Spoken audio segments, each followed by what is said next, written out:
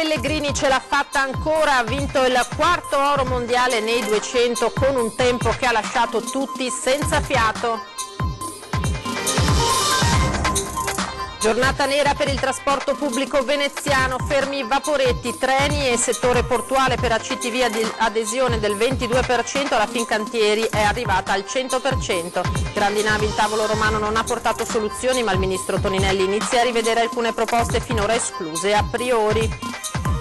Domani nuovo incontro sull'autonomia, il ministro Stefani affronta il nodo cultura, ma il governatore Lombardo attacca: se queste sono le premesse non vado da Conte. Interviene anche la presidente Casellati. La rabbia dei residenti di Piazzale Giovannacci a Marghera per lo stato di degrado e insicurezza sotto le loro abitazioni è una vergogna, dicono, il comune intervenga. L'artista britannico Banksy indagato per il murales dello scorso maggio a Venezia, il pubblico ministero però ne decide l'archiviazione. Venezia e Israele insieme per la cybersicurezza delle aziende, siglato oggi un accordo nella sede di Confindustria Venezia. Buonasera e ben ritrovati in diretta con l'informazione di Antenna 3 Venezia. Lo avete dunque sentito dai titoli, ma certamente avrete in tantissimi assistito oggi all'impresa. Federica Pellegrini ce l'ha fatta ancora, ha vinto il quarto oro mondiale nei 200 stile libero con un tempo che ha lasciato tutti senza fiato. Campionessa nel DNA, Federica Pellegrini in Corea ha vinto ancora in grande stile il suo quarto oro mondiale nei 200 stile libero. Nessuno la batte, questa è la sua gara. Un tempo fenomenale, 1:54:22. Io non ci credo ancora, ha commentato a caldo Federica tra le lacrime di gioia. Mai avrei immaginato l'oro. Io infinita? Sì. Questa medaglia si chiama amore. E ora per la campionessa di Spinea, che ad agosto compirà 31 anni, in totale ci sono 6 medaglie mondiali. Subito sono arrivate congratulazioni da ogni parte. Ogni sportivo di ogni angolo del mondo, a cominciare da me, ha commentato il governatore veneto Zaia, oggi si inchina alla straordinaria impresa di una ragazza fenomenale, che partita da Spinea nel nostro Veneto ha raggiunto Marte. Nemmeno madre natura ha ancora capito quale possa essere il limite psicofisico di questa incredibile atleta, continua Zaia, perché ogni volta che il limite sembra raggiunto lei riesce a superarlo, con la forza dei grandissimi, con il coraggio di una donna vera, con la preparazione di un atleta che sta riscrivendo la storia dello sport. Grazie Federica per continuare a darci emozioni che nessuno sportivo potrà mai dimenticare. In queste parole si sintetizza il pensiero di tutto il Veneto. Cambiamo pagina, parliamo della giornata nera per il trasporto pubblico veneziano, fermi oggi vaporetti, tram, bus, treni e pure il settore portuale. Per ACTV adesione al 22% per il settore automobilistico e si ferma al 17% per la navigazione, mentre alla Fincantieri l'adesione è stata, secondo la CGIL, addirittura del 100%. Disagi per quanto ti riguarda? Guarda, un casino, vengo da Trento, devo arrivare a Trieste, sono già da 4 ore in viaggio, quindi è veramente un disagio totale. E con i treni, fermi, bus, vaporetti e pure il settore portuale, dove tra le tante richieste si registra anche il problema relativo alle scadenze delle concessioni, il che per i lavoratori del porto significa mancanza del rinnovo dei contratti. Perché scadono le concessioni nel 2022. Sì. Sono in scadenza e non si danno rinnovo. Le aziende hanno bisogno di avere un rinnovo, per una sicurezza per avere degli investimenti. Anche nel veneziano, giornata di sciopero dei trasporti, la stensione del lavoro di 8 ore dalle 9 alle 17, proclamata dai sindacati di categoria confederali e autonomi. La cosa assurda è che nel momento che ho comprato il biglietto non sono stato avvertito online, cioè pensavo che se non ci fossero le corse non nemmeno ti facevano acquistare il biglietto, quindi ho acquistato il biglietto, mi sono presentato in stazione e ho visto dei pullman alternativi non coerenti poi tra l'altro con le tratte. Per la CGIL adesione alla Fincantieri è del 100%, per la CTV si ferma al 22% per il settore automobilistico e al 17% per la navigazione. In sciopero anche l'autonoleggio, ma non i taxi, che però, come effetto domino, risentono dell'astensione generale. Ci sono meno clienti, forse ne arrivano meno, questo intendevo dire, c'è meno movimento, non so, derivato dei treni che mancano forse, non lo so. E il Codacons nel frattempo ha presentato un esposto in procura contro i sindacati dei trasporti e relativo, si legge, all'ignobile sciopero indetto per la giornata odierna, una protesta che, spiega l'associazione, risulta sbagliata, inaccettabile e lesiva dei diritti degli utenti, perché viene attuata in pieno periodo estivo, con gli spostamenti e le partenze per le vacanze e a poche ore dal caos ferroviario che ha letteralmente spezzato in due l'Italia, creando disagi enormi anche ai veneziani nei giorni scorsi. Mi sta creando non pochi problemi al lavoro. È informata al lavoro? Sì, è informato, però lavoro con appuntamenti e non sempre viene pagato a ora il lavoro, quindi mi ha creato qualche disagio. Risolvere il nodo delle grandi navi a Venezia, pulire i canali per il loro attracco e dare lavoro al porto e ancora risolvere un'altra questione, quella dei contratti. Ecco alcune delle richieste dei sindacati al presidio del porto di Venezia. Le interviste. Penso in particolare qui a Venezia il discorso che non è risolta ancora il problema delle navi passeggere, quindi con il rischio di perdere il traffico e di perdere anche dei posti di lavoro. Le grandi navi, tema al centro del presidio dei sindacati al porto di Venezia. Penso anche alla difficoltà di autorizzare a fare degli escavi o comunque la manutenzione dei canali, che sono fondamentali per fare in modo che le navi entrano nel porto di Venezia, che possono attraccare e quindi dare lavoro. Come si svolge il lavoro del portuale? Il lavoro portuale andiamo sulle stive a altre 30 metri, andiamo giù per la scaletta per 30 metri e svolgiamo la pulizia delle stive, che può essere ghisa, che può essere ferrocromo, che può essere ferraccio, che può essere container, che può essere tutta una serie di cose, di materiali, ed è una volta fino a 15 anni fa abbiamo portato il cosiddetto sacco in spalla da 50 kg, insomma, mio papà ne ha portati da 100, ne stiamo lottando per il rinnovo del contratto, oltre al rinnovo del contratto, mettere dentro all'interno del contratto uno scivolo per i lavoratori portuali, perché è impossibile, noi non siamo solo gravosi, non siamo considerati usuranti. E continuiamo a parlare proprio di grandi navi, perché il tavolo romano non ha portato soluzioni, ma il ministro delle infrastrutture Toninelli inizia a rivedere alcune proposte finora escluse a priori. Non è stata una riunione risolutiva quella sulle grandi navi svoltasi a Roma, perché ancora una volta non c'è stata alcuna decisione. Il tavolo è iniziato alle 17:45 come previsto, ma inizialmente senza il ministro Toninelli, arrivato un'ora dopo per impegni sulla questione TAV.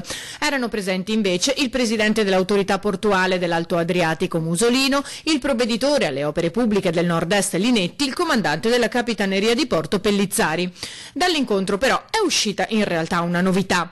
Quello che il ministro Toninelli ha sempre detto sulle navi a Porto Marghera, che è impraticabile o che non le avrebbe mai fatte andare in mezzo al carbone e ai container in un luogo a rischio Seveso, improvvisamente non vale più. Toninelli propone Fusina e pensa transitoriamente alla soluzione nelle banchine di Marghera, andando così incontro a quanto sostenuto dal sindaco Brugnaro, che proprio la scorsa settimana è salito a bordo di una nave girando un video e dimostrando le sue ragioni.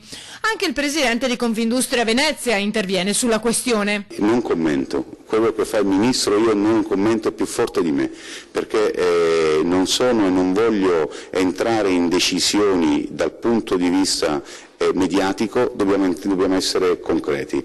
Marghera qualcuno l'ha detto che era il Fukushima. Io dico una cosa, questa sì, va bene Marghera, sono contento del fatto che si sia scardinato un gap mentale, che Marghera non poteva ospitare le grandi navi, ma non compromettetela il traffico del porto. Allora c'è una soluzione se Marghera è sì, scavare il Vittorio Emanuele e togliere quella contaminazione, se c'è una contaminazione, dai canali. Marinese si interroga sulle vere motivazioni che finora hanno portato il ministro Toninelli a dire no e poi sì, andando anche in contraddizione. Se il problema Marghera non è più un problema di natura ambientale, come non lo è mai stato, allora anziché fare soluzioni provvisorie che durano anni e che comprometteranno la vita del porto, scaviamo un canale molto più semplice, non diventa più provvisorio ma diventa definitivo, e diamo una soluzione, e le navi le togliamo davvero da San Marco, ma le togliamo velocemente. Domani nuovo incontro sul tema autonomia, il ministro Stefani affronta il nodo cultura e lunedì vedrà finalmente Tria, ma il governatore Lombardo attacca: se queste sono le premesse non vado da Conte. Oggi ne ha parlato anche la presidente Casellati. L'autonomia differenziata, che può rappresentare a mio avviso più un'opportunità che un rischio. Governo, Regioni, Parlamento saranno tutti chiamati a dare un contributo per rendere effettivi i principi di sussidiarietà e buon andamento, senza egoismi e senza penalizzazioni per nessuno. Autonomia da fare con la centralità del dibattito in Parlamento per arricchire le scelte, ma applicarla perché i cittadini la vogliono. Interviene anche la veneta Casellati, seconda carica dello Stato, per spingere il progetto di riforma che fa litigare la maggioranza di governo. E dal conclave evocato da Zaia per chiudere la partita ora si passa alle nozze in bilico, come fa il ministro Stefani. Quello tra noi e il Movimento 5 Stelle, dice, non è un matrimonio fondato sull'amore ma su un contratto. Se non viene rispettato è dura andare avanti. Vero è, aggiunge, che il confronto aspro serve a chiarire le posizioni. La prossima tappa è domani, nuovo vertice sul fronte cultura con Bonisoli, ma quello che conta sarà inizio settimana, finalmente, con il Ministro dell'Economia.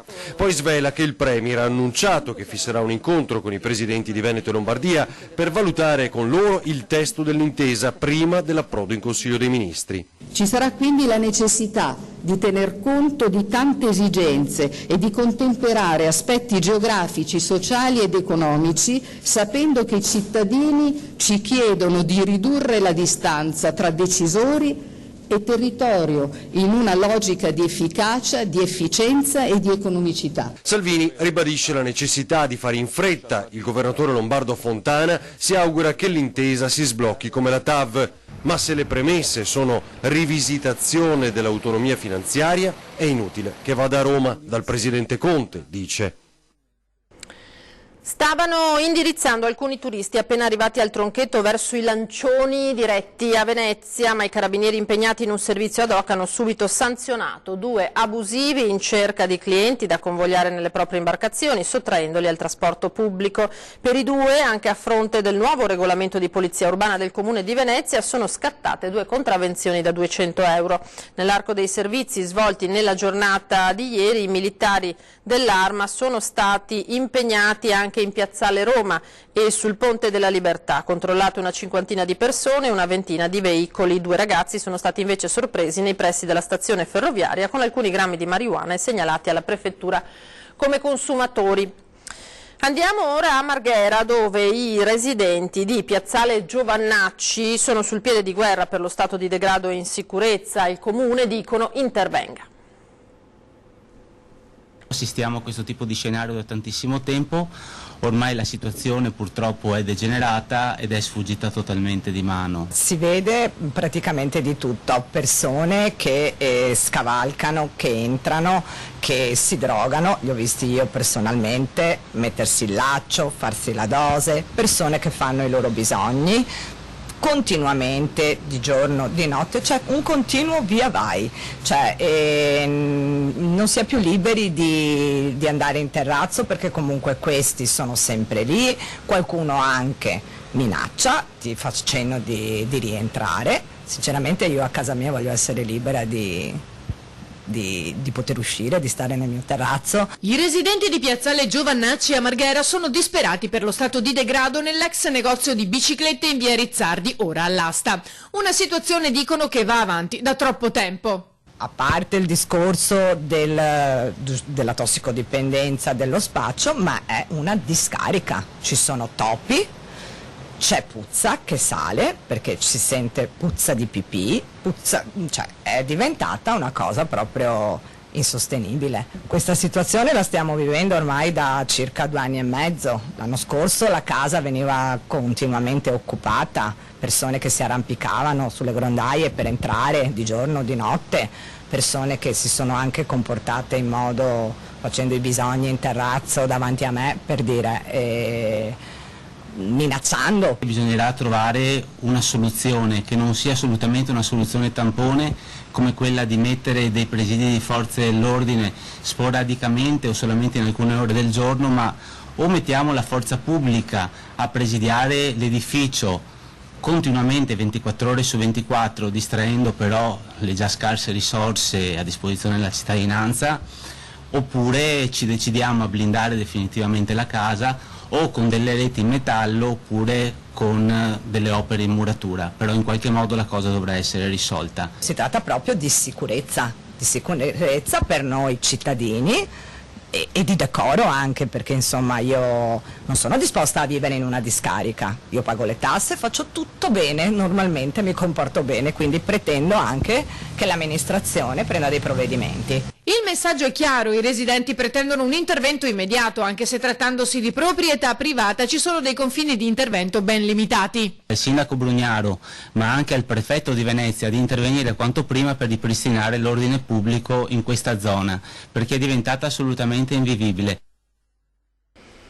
E vi ricordo i nostri contatti, i nostri numeri per lo spazio che è dedicato a voi, lo dico ad Antenna, per segnalarci disagi di servizi, situazioni come quella che avete appena visto. Noi interverremo, sms e whatsapp al 351 1755 340, email a redazione @antenna3.it, telefono e segreteria allo 0422 02 39 898. Ora ci fermiamo per qualche istante, ma ritorniamo tra pochissimo.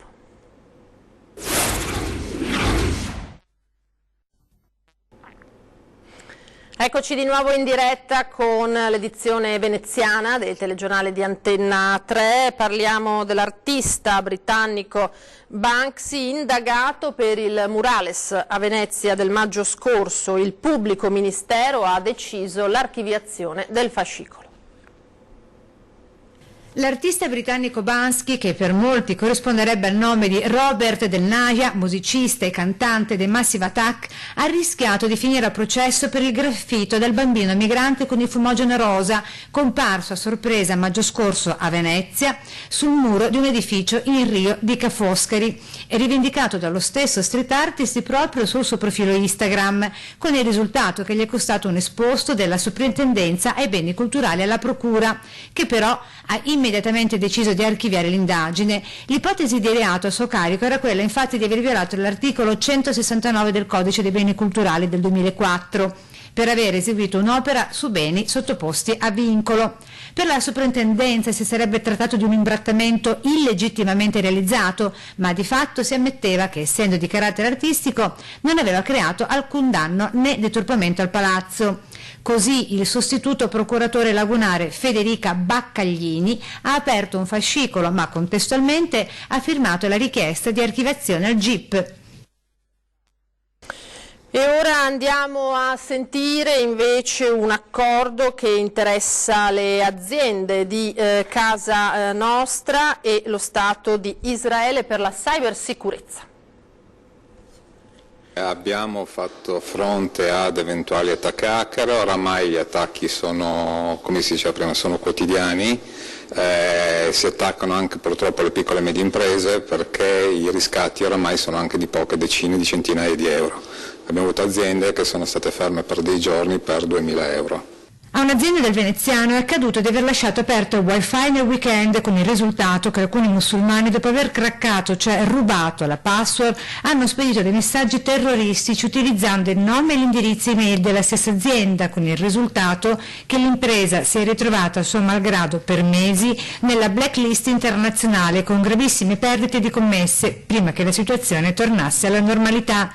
Stando al rapporto sulla sicurezza dell'Associazione Italiana per la Sicurezza Informatica, solo nel 2018 gli attacchi di tipo informatico sono aumentati a livello globale del 38%, vale a dire più di 4 al giorno, con una media di 130 al giorno. Ecco allora le imprese del veneziano correre ai ripari con un importante accordo siglato da Confindustria con Israele. Israele è punto di riferimento per quanto riguarda la tecnologia su questo tema. È inutile inventarsi delle cose in casa propria quando le possiamo acquistare dall'esterno e fare questi partnership con queste strutture. Sicuramente è strategica perché sarà un sistema a cui possono anche accedere le piccole e medie imprese che oggi sono le più vulnerabili. La firma tra il numero 1 degli industriali veneziani e l'ambasciatore di Israele Ofer Sachs per un accordo che va nella direzione di una Venezia sempre più internazionale.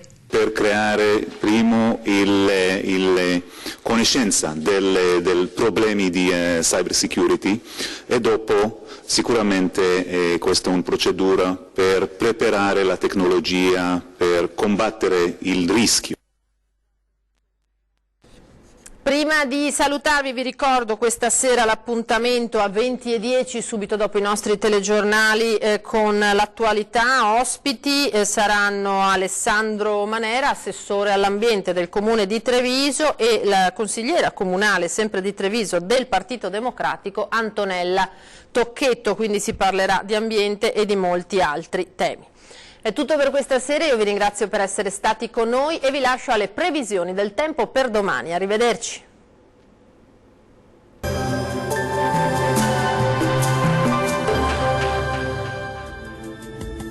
Bentrovati al meteo. Intensa ondata di calore sul nostro territorio, quella di giovedì 25 luglio sarà una giornata calda e afosa, insomma da bollino rosso. Sul Veneto bel tempo con ampio soleggiamento ovunque, il cielo sarà sereno o al massimo nuvoloso, specie sulle Alpi, ma non sono attese precipitazioni particolarmente degne di nota. Il clima sarà rovente con temperature minime tra 21 e 25 gradi, massime caldissime comprese invece tra 32 e 37 gradi. Attenzione in particolare a Rovigo e Verona, ma l'afa si farà sentire un po' in tutta la nostra regione. Ci spostiamo ora sul Friuli Venezia Giulia, dove avremo tanto sole su tutti i settori, il cielo si presenterà al massimo con poche nubi a carattere sparso. Temperature minime tra 21 e 22 gradi, massime comprese invece tra 32 e 35 gradi. Uno sguardo infine al Trentino Alto Adige, dove il tempo sarà asciutto e stabile ovunque, anche in questo caso le piogge saranno assenti e il sole dominerà la regione. Temperature minime comprese tra 20 e 21 gradi, massime bollenti fino a 38 gradi circa.